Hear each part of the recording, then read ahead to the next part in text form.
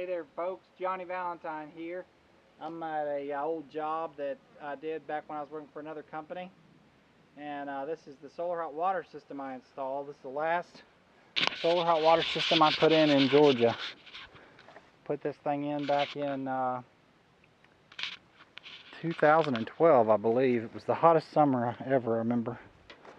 But built a rack out of metal angle, wrapped the insulation in like a roof flashing, which is still lasting. That's pretty cool.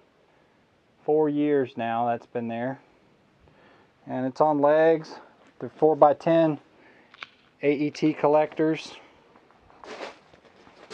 This is the copper piping with the heat transfer fluid.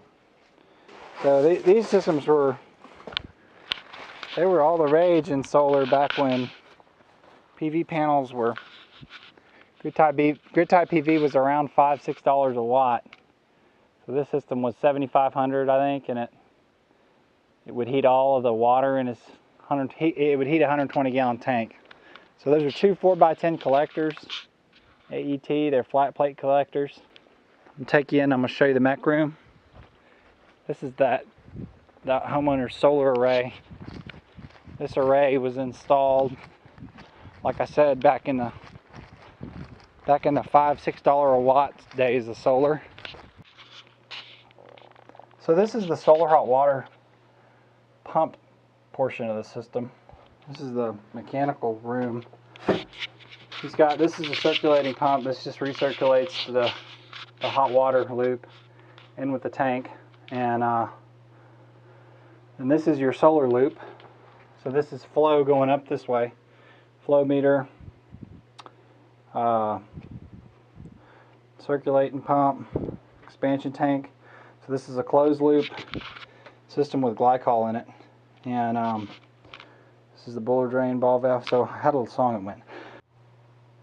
This Sepco tank is beefy. This is a almost 119 gallon, 120 gallon tank.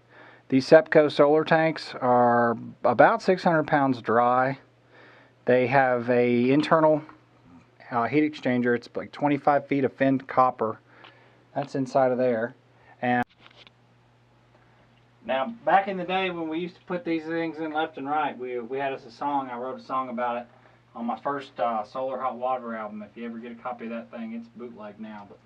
But this is about the solar loop. It was like, she had a boiler drain, a ball valve, a check valve, a boiler drain, a 3/4 triple T, a freedom flange, flow meter, 008, take a circulating pump. Well, she was built to run. She was so much fun. The pump was just a whirring around. She sure could go. She had great flow, and she sure could bring them BTUs down. Bring them down into that heat exchanger right there. So that's that heat exchanger. That's like a 25-foot copper coil down inside the tank. And it's pretty hot right now. And then this is a solar tank. It's got elements here and elements here. So if it doesn't get hot enough, why, the elements will come on. And I have the elements on a timer to ensure that they come on during the time of day when they really need them to run. And then we give the solar a chance to heat the rest of the day. This is the solar controller. It's kind of cloudy today. It's 130 in the collector. Shows me it's 100 down at the bottom of the tank where the heat's going in, and then stratifying a little bit. 97 up at the top. And this is a mixing valve.